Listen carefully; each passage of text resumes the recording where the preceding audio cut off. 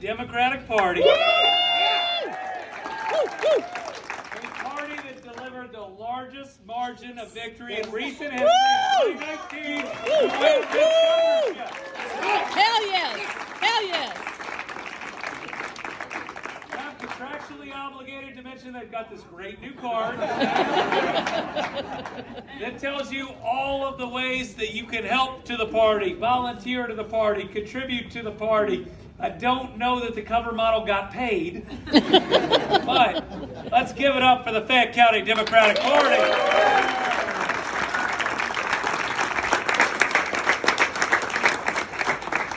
Before I start, I want to say a few things about the people you've heard tonight. How great is it after the last administration to have a public school educator as your lieutenant governor?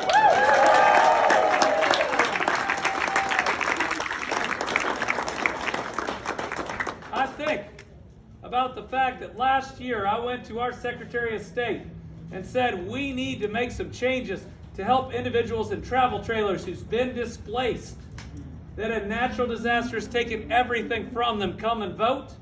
You know what our current one said? No. Buddy Wheatley would say yes. I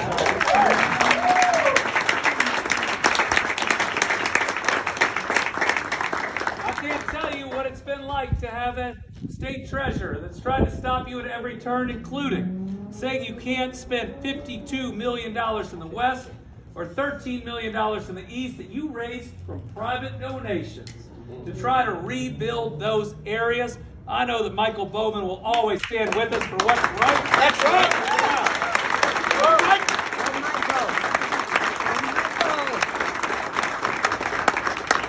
And I know a little something about that Attorney General's office. I know that when you have the right Attorney General, you can arrest a record number of child predators. You can sue more opioid companies than any other AG, no matter who takes credit afterwards. That you can get out there and start a group that protects seniors from scams more than anybody else. That you can file suit to lower insulin costs, something that's happened. Or you can just chase whatever the political issues of the day are, wasting your time in office. I can't wait to see what my friend, a veteran, Colonel Pamela Stevenson does as Attorney General.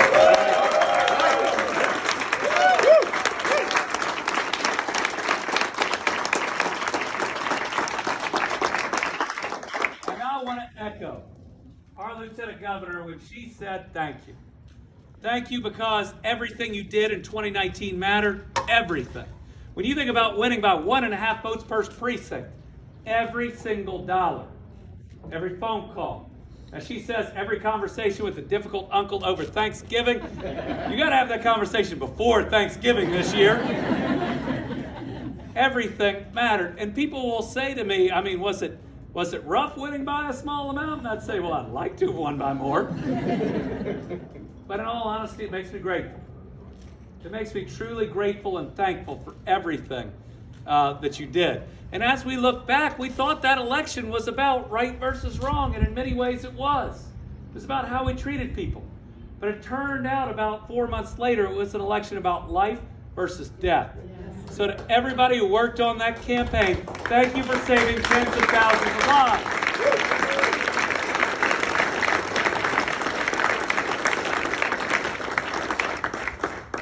Now I will say, since I've become governor, the question that I get the most is, Andy, because I like being a governor known as Andy.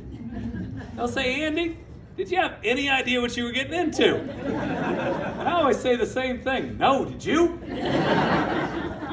It's okay to admit what we've been through has been hard. In many ways, it's been historically hard. We've lived through a pandemic that's taken 18,000 Kentucky lives. We've lived through tornadoes that took a record 81 Kentucky lives. We've lived through flooding that took 45 Kentucky lives and has left thousands without the things that they had worked decades to earn. We went through a polar plunge. Who knew it could get negative 45-degree wind chill in Kentucky right before Christmas? We thought we'd have to have planned blackouts on Christmas Eve, and everybody said, you better tell me the time because I'm cooking for the next day. We're living through inflation that while cooling is still difficult, we even lived through that last weather storm where it was thunderstorms plus tornadoes with a windstorm coming behind us. And it's hard for me to process that we're living through a war in Europe, something I thought I'd only read about in textbooks, and I never thought I'd learn through Twitter, of all things, that apparently I've been banned by Russia.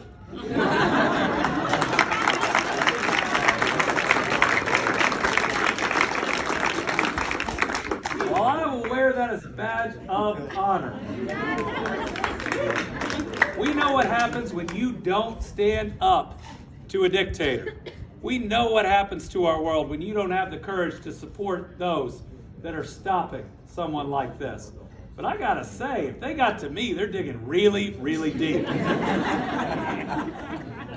But you know, even after dealing with that, and personally, even after the events of last week where I lost one of my closest friends to one of the most senseless acts of violence imaginable, I'm gonna tell you, my faith might have been shaken, but it is not broken.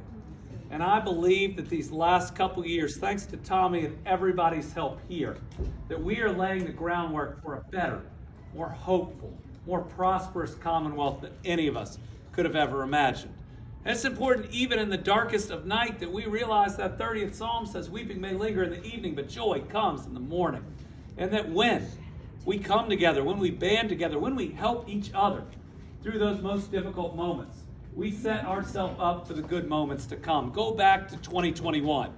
2021 was the height of the pandemic. You remember we were dealing with the Delta variant, losing more people than ever before. But what did we also do during that year?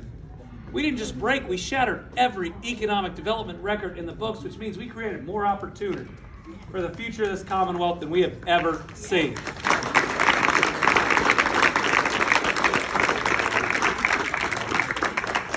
Give you some numbers on that, because we went into that year averaging about $5 billion in new private sector investment a year.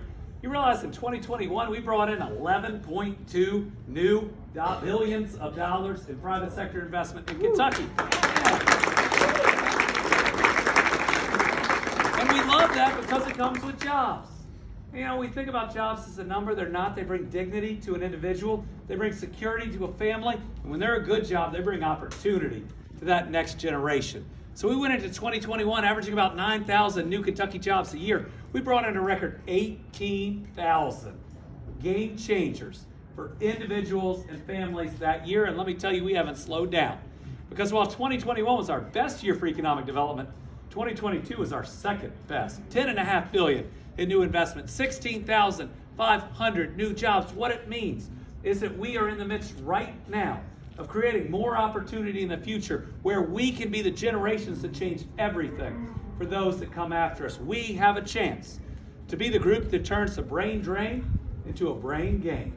Where we stop losing our talented young people to other states, and other states' talented young people start moving here. That's going to happen because in the last couple of years, Coleman, our chairman of the Democratic Party, together, we have become the electric vehicle battery production capital of the United States of America, right here in Kentucky.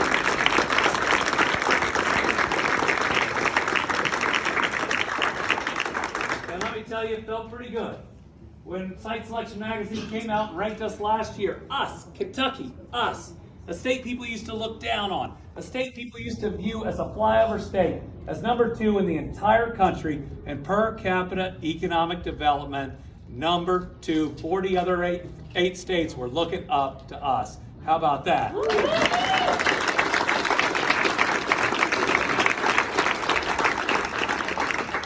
And if you delve further into those numbers, folks, we're doing it the right way.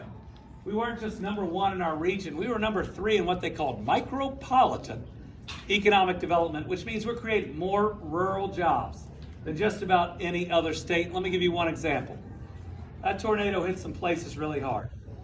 Hit my dad's hometown of Dawson Springs, wiped out about 70% of every structure. Probably hit Mayfield even harder. You realize last year, in the 12 months immediately after that tornado, we created 750 new jobs in Mayfield, and they were ranked in the top 100 in economic development of towns their size. Yeah.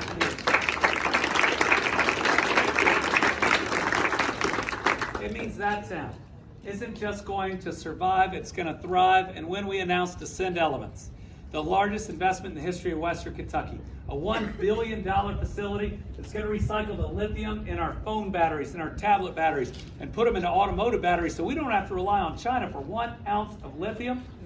That $1 billion facility is 26 miles from Dawson Springs, my dad's hometown, is going to thrive as well. And we didn't slow down in 2022 either. We're already $1.7 billion into this year, $1 billion into that Hopkinsville area, meaning maybe I'm overdoing it for Dawson Springs. But the chance that we have to build the economy that we've always dreamed of, that no matter how big that our kids dream, they can chase those dreams right here in Kentucky. We have never been closer to that. And is there anything that we can do that would leave a more important legacy than that? One where every child has the opportunity to thrive.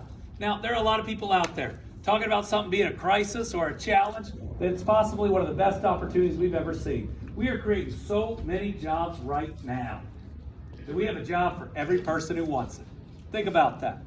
When you have a job for every person who wants it, we have the best chance to address generational poverty that we have ever seen. If we can do this right, provide the education, provide the training, get people healthy, we can change some long-standing systemic issues that we have faced for far too long. Think about if we can get this historic moment right. Think about if parts of our state that are too often left out are included, what we can do. Think about what we can do if parts of every city, including this city, are included, what we can do. Think about if every group of people, including people who are too often left out, are included, what we can do. Can you imagine if this amazing economic moment we get right historically, and maybe the next one, and the next one, where our Commonwealth will be? Everybody will want to be a part of what we've got going on right here in Kentucky.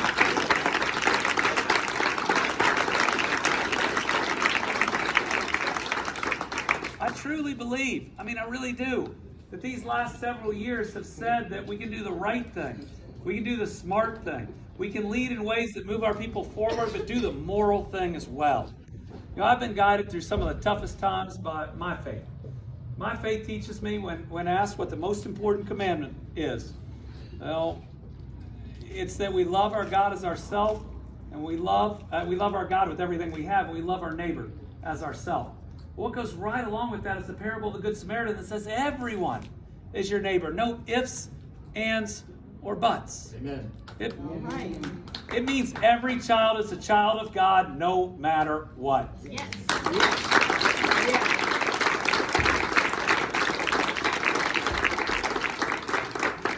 And it means we should see and accept and love everyone for who they are.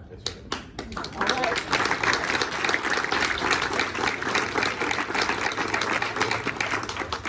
As we go into this re-election, you would think that if you were the governor of the 2 best years of economic development, the 4 largest budget surpluses in what will be our first term, taking the rainy day fund from $80 million to $2.6 billion, which, by the way, means we have enough money to give every public school educator a big raise.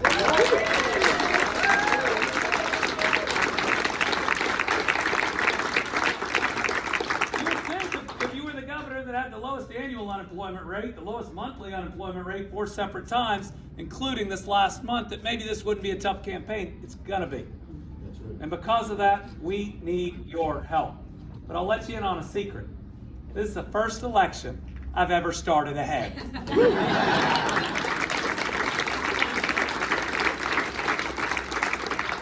keep it that way. Yes, ma'am. But there are 2 thoughts that I'd leave you with that I thought during COVID.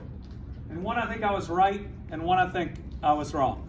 The one I think I was right is people ask me, Andy, how are you going to do this? You're going to have to make a lot of decisions that might cost you your reelection. And I look at them and I say, easy. This is about life versus death. I'm going to make the decisions that save the most lives, and if they run me out of town, so be it. I care more about the judgment of my maker than I do about comments on Facebook. Don't read comments on Facebook.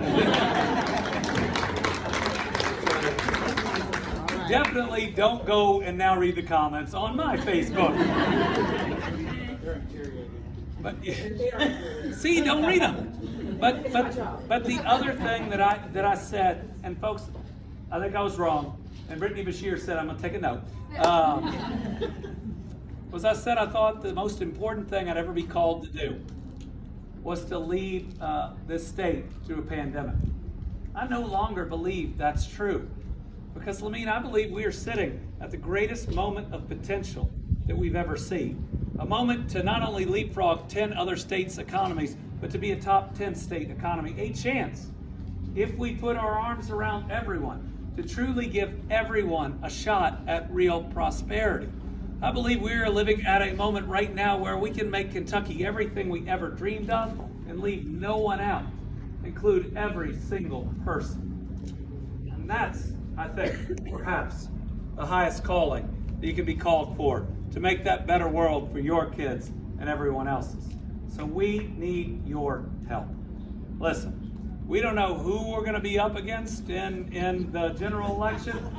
And I'll be fair, I'm pretty zen about it. I mean, when you've governed through COVID and tornadoes and flooding, you don't lose sleep over who your opponent is going to be.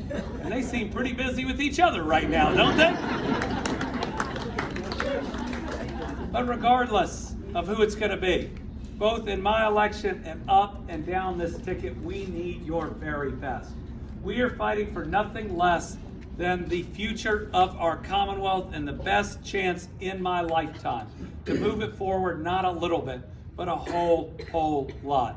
So every dollar that you can give to the Fayette County Democratic Party, every dollar that you can give to our campaign or any of these other candidates' campaigns. And I want to, before I ask you for everything else, I want to remind you that while money isn't everything in politics, everything you do costs money if you're doing it right. For someone who might be up against a billionaire, I believe that the power of everybody chipping in what they have can be enough, because in 2019 we beat a multi-millionaire. Right. We've shown that we can do it.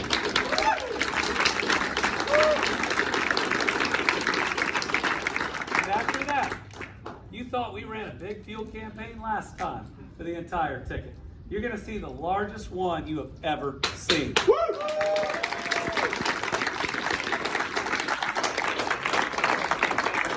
We're going to have, thanks to Sebastian's work, more paid employees, more volunteers, more technology, more everything that it takes to win. And together, we're not only going to win this campaign, what we're fighting for is to build that Commonwealth that our kids and our grandkids, including them, absolutely deserve. Thank you all very much.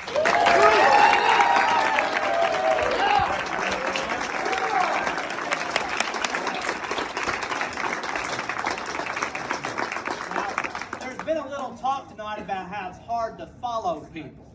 So when Karen asked Michael and I to follow the governor, I said, that's a pretty big ask to follow the most popular Democratic governor in the country.